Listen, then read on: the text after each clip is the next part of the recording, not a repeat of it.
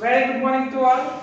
11th Commerce Statistic and chapter number 5. Last particular lecture and video that we have completed chapter number 4.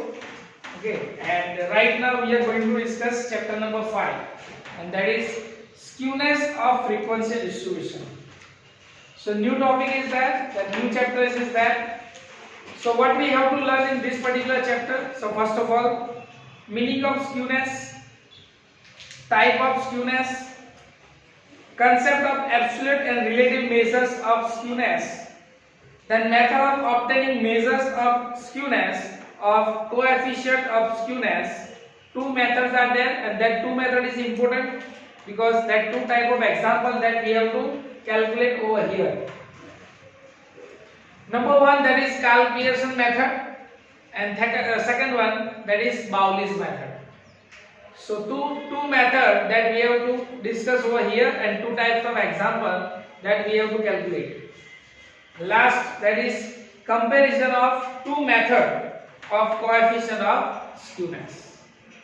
So this is the index of this particular chapter.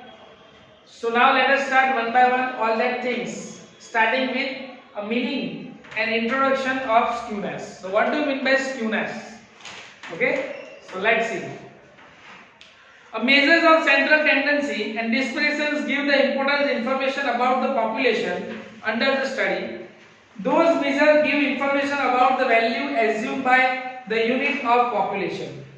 Moreover, a comparison of two or more populations and analysis is obtained. Other information is possible using measures that we can see. Okay.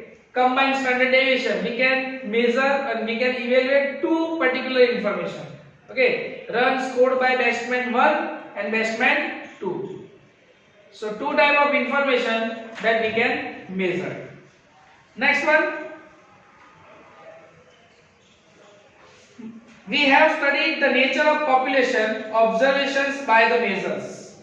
The measures of central tendency and dispersions give the partial information about the central tendency and dispersion of observations around the central tendency measures of raw data. So that they are given partial information, partial benefits.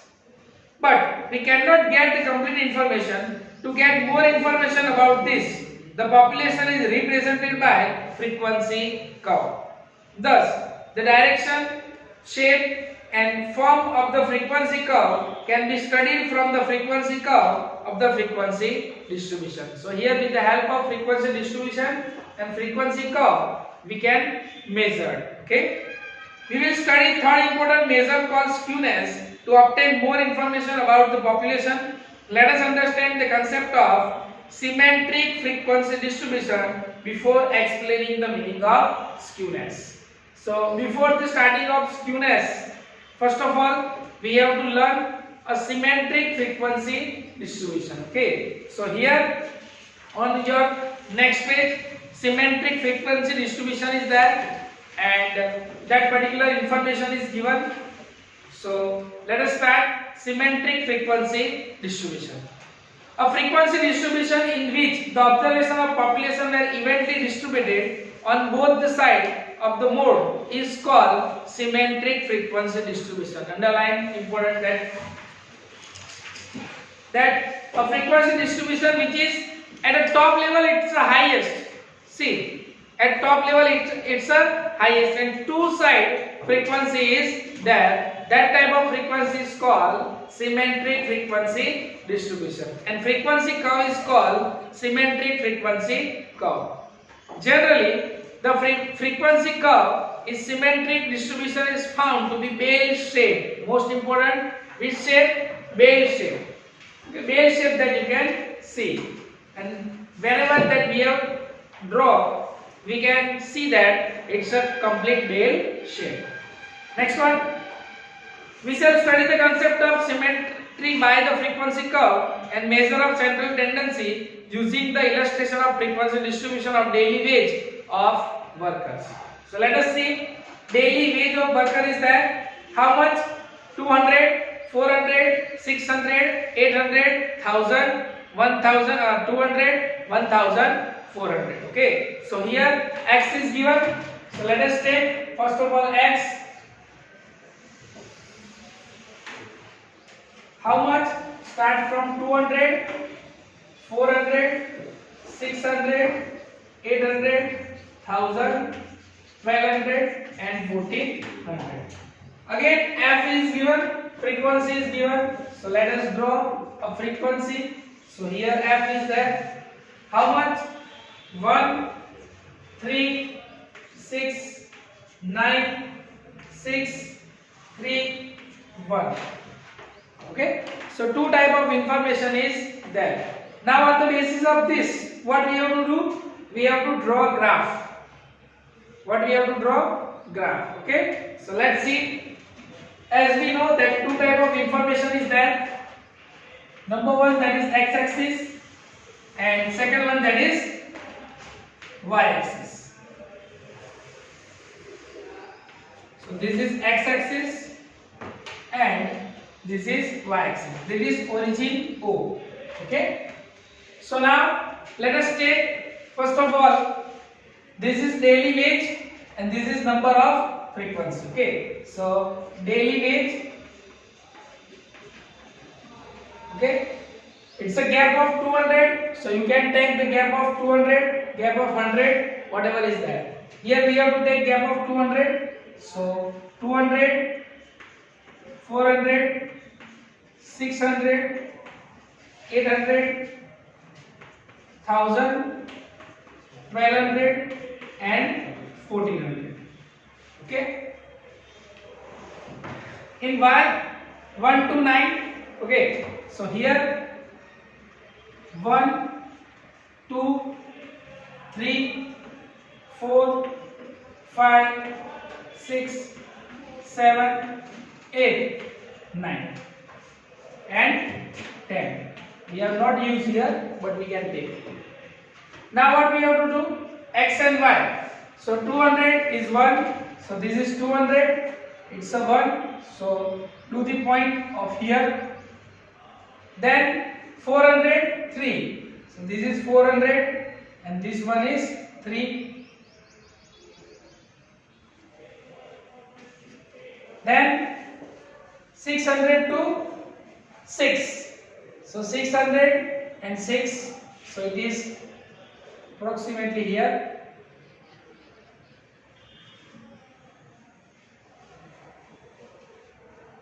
So this is third one. Next 800, it's a 9. So highest it's a 9 and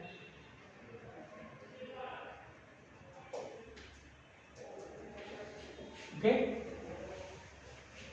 Then 1000, 6. So this is 1000, 6 again.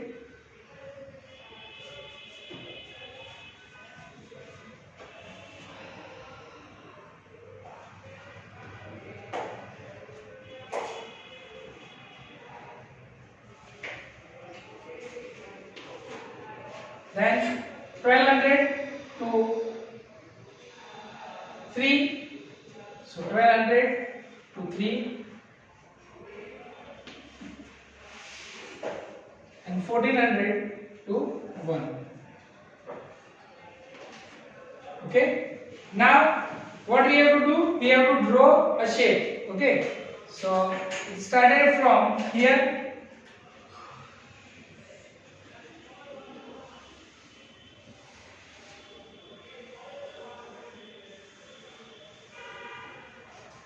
Okay, so this is a bell shaped diagram. Okay, so here that you can see this point and yes, this point. Okay.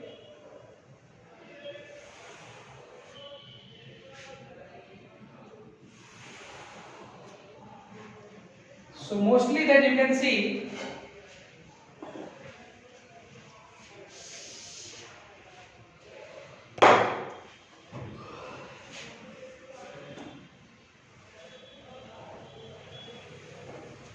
fine. So here that you can see approximately the distance of pole is equal. Okay, so this is called which type of daily worker. Okay, this is cross.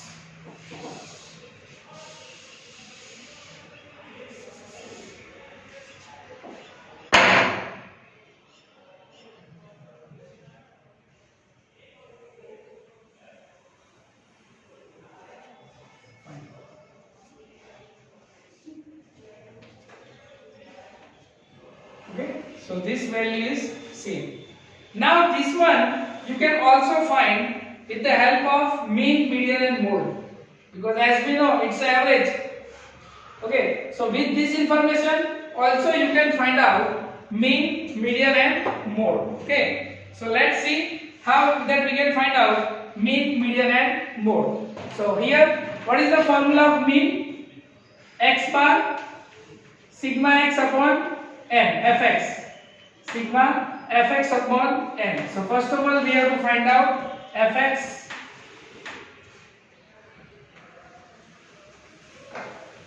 Fine. 200 into 1, 200. 400 into 3, 1200. 600 into 6, 3600. 800 into 9, 72. Okay. 1000 into 6, 6000. Let's see it's right or not. Yes. 1200 into 3, 3600 and 1400. Make the total of it 23,200 and this is total of 29. So find out 23,200 divided by 29. What is the answer? 800. Then we can find out. Okay. Same way you can also find out median. Okay. So for median what we have to find out? CF. What is the full form of CF? Cumulative frequency. So 1, 4, 10, 19, 25, 28 and 29. So this is a cumulative frequency. Now we can find out median. What is the formula of median? M is equal to value of n plus 1, because here raw data is there, divided by tooth observation. Okay, so value of n plus 1, 29 plus 1 divided by tooth observation. Value of 30 by tooth observation. Value of 15 observation. Now 15 we included over here. So value is 800. So again answer is 800. And third, what we have to find out? Mode. What we have to find out? Mode. So mode is equal to highest frequency, highest repeated frequency. So MO, highest frequency is 9. So answer is 800. So again answer is 800. So this you can see that mean, median and mode, the value is same. Now again with the help of this you can find out Q1 and Q3. Okay, so how we can find out Q1 and Q3? So here that is Q1. What is the formula? Value of n plus 1 divided by 4. Very nice. 4 observation. Okay, so value of 30 divided by 4 observation. Value of 30 by 4, 7.5. Am I right? Yes. 7.5 included over here. So answer will be 600. So Q1 is equal to 600. Same way Q3. So value of 3 into n plus 1 divided by 4 observation. Okay. So here value of 3 into 29 plus 1 divided by 4 observation. So here value of 3 into 7.5. 30 by 4. Okay. Value of 3 into 7.5 observation. 22.5.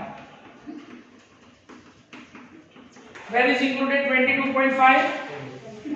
So answer will be 1000. So here Q3 is equal to 1000. Okay. So in this way you can find out the frequency. So here some sentences are made, and what is the sentence? Number 1, we have C, X bar, M and M0. It means that mean, median and mode. Answer is same. Second one, that is if Q3 minus M, listen carefully here, Q3 minus M is equal to M minus Q1. What is the value of Q3? 1000 minus M is equal to 800 is equal to 800 minus 600. So 200 and 200. So value become same. So this one sentence is there, equation is there, that is Q3 minus M is equal to M minus Q1. Okay. So the number 3, the frequency curve of the frequency distribution is which shape? Bell shape. That you can see it started from here, it's gone up to one point, then it is decreased. So you can see it's a bell shape. Okay. And so these 3 information is there. Next, number 4.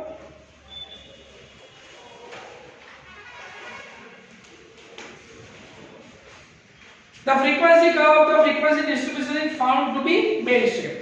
Number 5, the frequency of observation of equal distance of both sides of mode is equally distributed. Here that you can see it's a mode and equal side it is distributed. Okay. So these 5 results are there, and that 5 result you can see that called a skewness frequency distribution. Let's see. If the above characteristics are absent in any frequency distribution, then it is said the frequency distribution is not symmetric. Okay.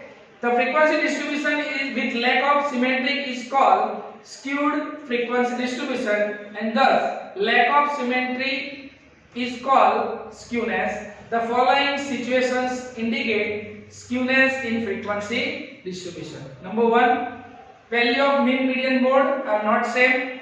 Number 2, quartiles Q1 and Q3 are not equal distance from median. Whatever we discussed, if it is not here, then we can say that it is lack of skewness. Okay. It means that Q3 minus M does not equal to Qm minus Q1. Number 3, the right or left tail of the frequency curve is more elevated. It means that it is higher the value of one side.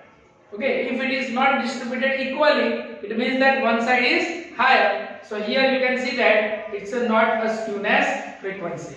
And last, the frequency of observation at equal distance on both sides is not equally distributed. The above conditions are called test of skewness, and they check whether the frequency distribution is skewed or not. We shall study the type of frequency, type of skewness. Okay, so let's see.